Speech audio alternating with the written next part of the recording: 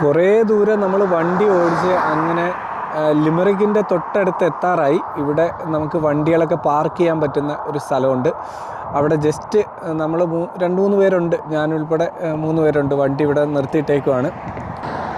Climate വലിയ കുഴപ്പമൊന്നുമില്ല.